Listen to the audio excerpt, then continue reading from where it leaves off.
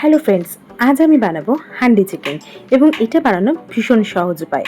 এর মধ্যে কতগুলো আমি মশলা নিয়েছি, মানে শুকনো লঙ্কা, তেজপাতা, কাজু, কিশমিশ, চালমগজ এবং গোটা গরম মশলা, গোটা ধনে, গোটা জিরে এবং জায়ফল, জয়ত্রী।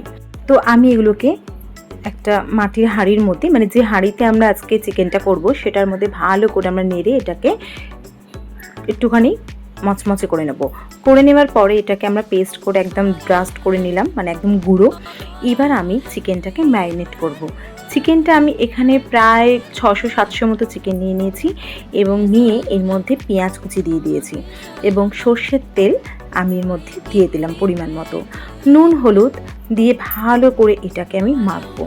তো নুন হলুদটা আমি আমার পরিমাণ মতো দিয়েছি। আপনি এখানে ভালো রঙের জন্য কাশ্মীরি গুঁড়ো লঙ্কা ইউজ করতে পারেন। আমার বেবি খাবে বলে আমি এটাকে খুব একটা দিইনি। তো আমি ঝালের পরিমাণ কম রেখেছি। এবার আমি আদা রসুন পেস্ট করে নেব। আদা রসুন পেস্ট করে এই চিকেন যেখানে ম্যারিনেট করছি সেখানে আমি দিয়ে দেব। তো আমার এখানে দেখুন আমি আস্তে আস্তে সব ইনগ্রেডিয়েন্টসগুলো দিয়ে দিচ্ছি।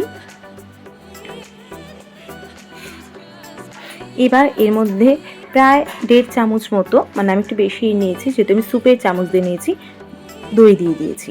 দই দিয়ে ব্যাপারটাকে ভালো করে মাখবো, অনেকক্ষণ ধরে এটাকে চটকে ভালো করে মাখবো। আসলে এই ম্যারিনেশনটাই কিন্তু খুব ইম্পর্টেন্ট।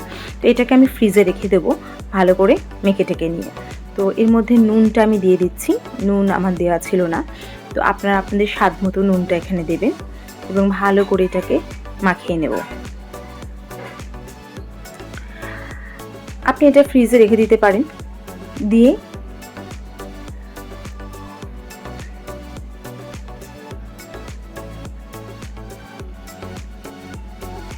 ফ্রিজে রেখে দিলাম।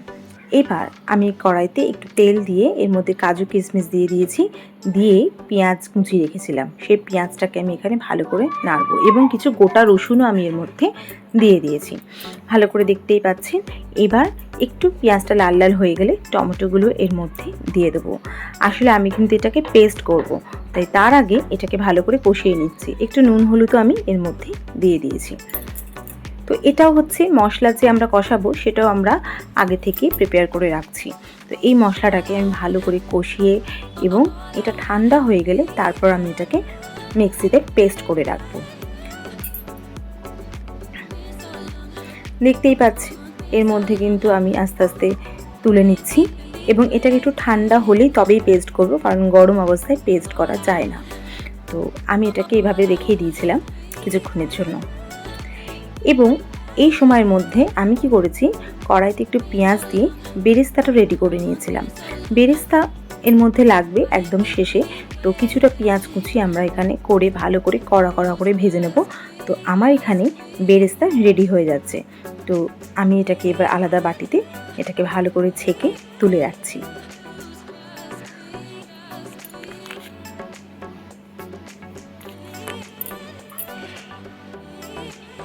এবার এই তেলের মধ্যে আমি যে আলু কেটে রেখেছিলাম, আপনাদের পরিমাণ মতো আপনারা আলু দিতে পারেন। আমি এখানে প্রায় 3-4টে মতো আলু দিয়েছিলাম। তো আলু আমি এখানে কেটে রেখেছিলাম আগেই, তো সেটা আমি এখানে দিয়ে ভালো করে এটাকে একটুখানি নুন হলুদ দিয়ে ভালো করে একটুখানি ভেজে টেজে নিচ্ছি।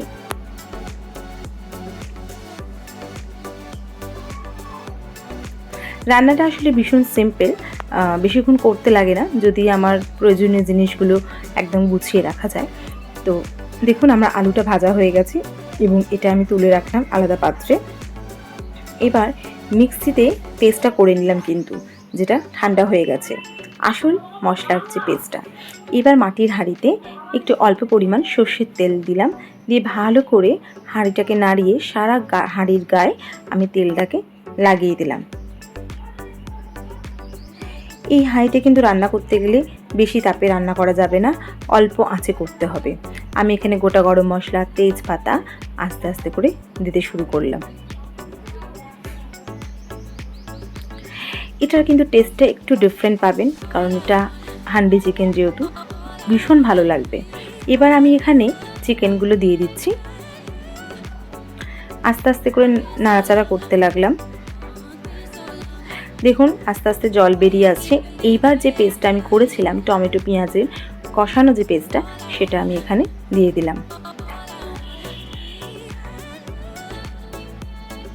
দেখুন আস্তে আস্তে কষাচ্ছি।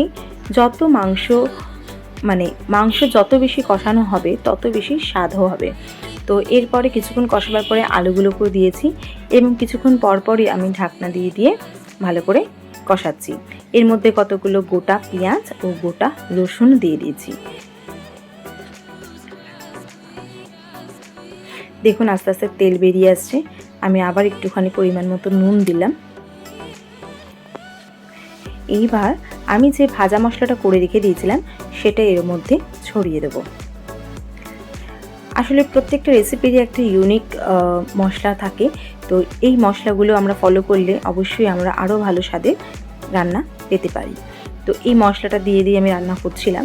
পুরো মশলাটা লাগবে না, যতটা পরিমাণ ততটা পরিমাণই দিতে পারবেন।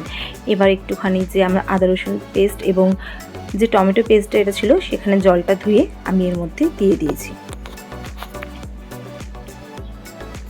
এটা কিন্তু একদম নর্মাল ফ্লেমে, মানে একদম কম ফ্লেমে এই উপর দিয়ে বেরেস্তাটা ছড়িয়ে দিলাম।